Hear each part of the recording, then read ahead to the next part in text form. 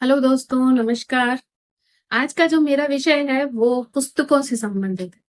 क्योंकि पुस्तकें जो है ना, वो हमारे लिए ज्ञान का भंडार है। और अगर हम बात करें अपने कल्चर की, अपने देश की, तो हमारे यहाँ तो ये चीजें बहुत असीमित हैं। अगर हम शुरू से उनको किताबों को, पुस्तकों को पढ़ना शुरू करें, ज्ञान अर्जित करना शुरू करें, तो शायद हमारा पूरा जीवन खत्म हो जाएगा, पर ज्ञान का वो भंडार कभी खत्म नहीं होगा। तो इसलिए हमारे लिए ये बहुत ज्यादा इम्पोर्टेंट, बहुत ज्यादा महत्वपूर्ण है कि हम उन पुस्तकों को सिर्फ पढ़े नहीं, शब्दों से नहीं पढ़ें, बल्कि उनको समझने का प्रयास करें। उनमें छिपे हुए जो गूढ़ रहस्य हैं, उनको जानने की कोशिश करें।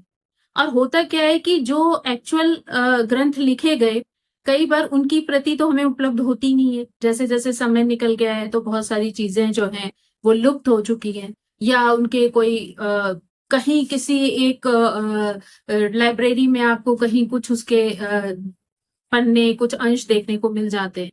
तो उसकी वजह से क्या होता है कि अब जो उसके बाद के जो विद्वान आ रहे हैं, उन्होंने अपनी अपने ज्ञान के अनुसार उनको अपने अपने ढंग से लिखने का प्रयास किया है, ताकि वो लोगों तक पहुंच सके। और ये शायद एक बहुत अच्छी कोशिश भी है। लेकिन होता क्या है ना कि सभी जो चीजें लिखी जाती है, कही जाती हैं, पढ़ाई जाती है, तो वो कहीं ना कहीं क्या होता है कि धीरे धीरे धीरे अपना जो अर्थ है ना, वो कई बार खो देती है। जो एक्चुअल उनका अर्थ है, जो उनकी समझ है, वो खो जाती है। तो उसकी वजह से क्या होता है कि लोगों तक वो जो बात पहुंचनी चाहिए वो पहुंच नहीं।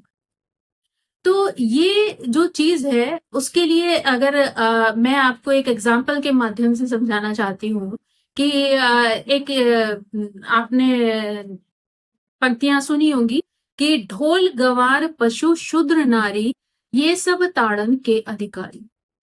तो यहाँ पे जो अर्थ लोगों ने समझा, वो ये समझा कि ढोल गंवार पशु शूद्र और नारी, ये सब जो है वो प्रताड़ना के अधिकारी हैं।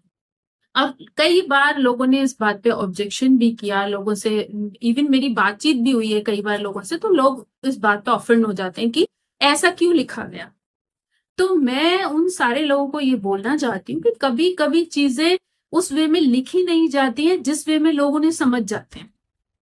तो अगर आप यहाँ पे देखेंगे, तो जो ताड़ने का अर्थ है ना, वो दो तरीके से लिया जा सकता है। एक तो ताड़ना मतलब तारना, किसी को तार देना, मतलब निकाल देना, जैसे भगवान आपको तार देते हैं, है ना।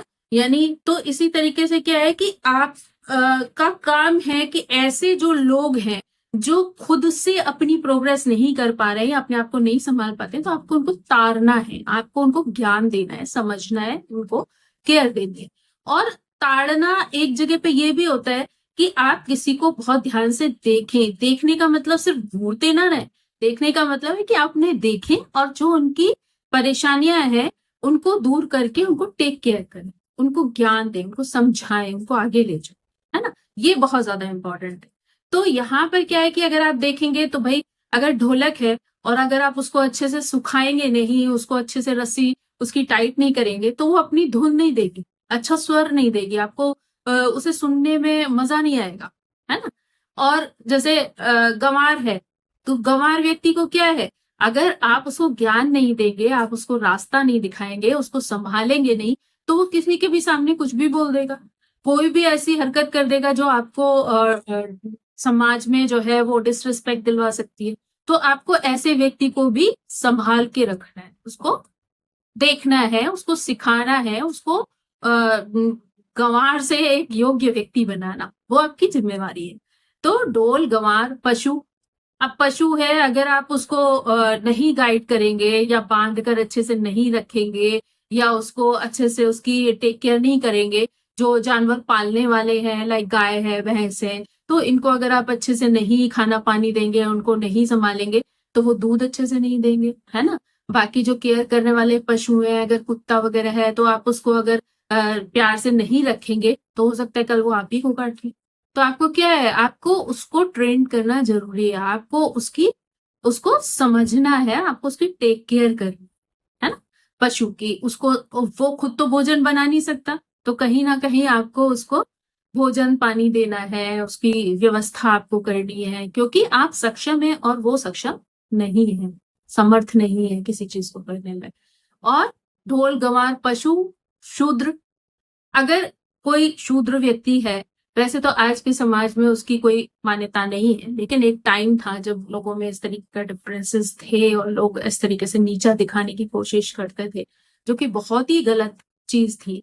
तो अगर अगर देखा जाए तो भाई वो आपकी सेवा कर रहे हैं, मान लीजिए वो आपके लिए काम कर रहे हैं, तो क्या आपकी जिम्मेदारी नहीं बनती है कि आप उनकी उनकी जो सुरक्षा है उसका ध्यान रखें, आप उनके खाने पीने का ध्यान रखें, आप उनकी जो फैमिली में उनकी परेशानियां हैं उनको दूर करने का काम करें, क्योंकि कहीं ना कहीं वो आपके लिए वो काम कर रहे हैं जो आप खुद नहीं कर सकते। तो उनका ध्यान रखना भी आपकी जिम्मेदारी है, उनको भी उस चीज से आपको निकालना है। अगर कहीं पे ऐसे लोग हैं कि उन्हें अच्छे से शिक्षा नहीं मिल पा रही है या उनको भोजन नहीं मिल रहा है, और फिर भी वो आपकी बेचारी सेवा कर रहे हैं और आप उन्हें वो चीजें प्रोवाइड नहीं करवा पा रहे हैं, तो ये आपकी प्रॉब्लम है ना, आपकी कमी है ना। तो उनको टेक केयर करना, उनको ध्यान रखना, वो भी आपकी जिम्मेदारी है। और फिर नारी, नारी तो वैसे ही इतनी डेलिकेट मानी गई थी और इतना ज्यादा लोग उसको मतलब संभाल के रखने वाली स्थिति, कितनी कोमल है, कैसे इमोशंस के लेवल पे, फिजिकली, या आप कह सकते हैं कि एक टाइम पे मतलब उसको ज्यादा केयर की जरूरत होती है, उसको प्यार की जरूरत होती है, उसको भावों की जरूरत होती है, उसको उतनी पैसे की जरूरत नहीं होती पर उसे सम्मान की जरूरत होती है। तो ये जो सारे लोग हैं उनके लिए उन्होंने कहा कि आपको उनको टेक केयर करने की जरूरत है, उनको रिस्पेक्ट देने की जरूरत है, उनको संभालने की जरूरत है, उनकी जरूरतों को पूरा करने का आपकी जिम्मेवारी है। लेकिन लोगों ने उसे बिल्कुल ही गलत तरीके से लिया और कई जगह पे उसके अर्थ को लोगों ने अनर्थ बना दिया कि ये सारे लोग जो है वो प्रताड़ना के अधिकारी हैं, है ना। उनको मतलब हर वक्त जो है वो अपने बराबरी का नहीं समझना चाहिए, बल्कि उन्हें नीचा दिखाओ, उन्हें अपने से अलग रखो। तो ये बहुत ही गंदी सोच थी जो आ गई लोगों के अंदर। तो इसलिए मेरा मानना ये है कि आप जो भी ग्रंथ पढ़ते हैं उनमें एक पॉजिटिविटी ढूंढने का प्रयास करिए, उसमें एक अच्छाई ढूंढने का प्रयास करिए, ताकि वो लोगों के जीवन में खुशियां ला सके। क्योंकि आपने देखा होगा कि एक बचपन में हम लोग एक खेल खेला करते थे जिसमें क्या होता था कि एक बच्चा जो है एक के कान में कोई सेंटेंस या कोई मूवी का नाम या फिर कोई सॉन्ग की लाइन बोलता था, और फिर जितने लोग उसके पीछे खड़े होते थे वो एक दूसरे के कान में वो उस बात को ट्रांसफर करते थे। और कई बार जब वो आखिरी व्यक्ति से उस बात को पूछा जाता था तो उसका अर्थ पूरी तरह बदल चुका होता था। और यहाँ पर भी सेम वही स्थिति होने लगी है कि ग्रंथ इतने हजारों साल पहले लिखे गए, बीच में इतने सारे लोग आए, सबने अपनी अपनी बुद्धि अपने अपने वातावरण के अनुसार उसकी व्याख्या की, और उसमें से कौन सी व्याख्या आपके पल्ले पड़ गई, आपने उसे पढ़ा या समझा, तो आपकी सोच तो वही कैद हो गई, आप सिर्फ उतना ही लिमिट में सोच सकते हैं।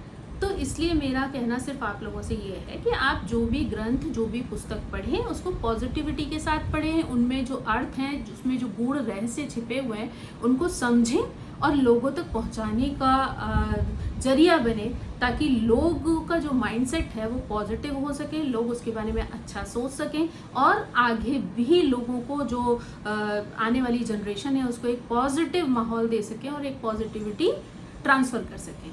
So thank you so much, I hope आपको मेरी बात पसंद आई होगी। Thank you.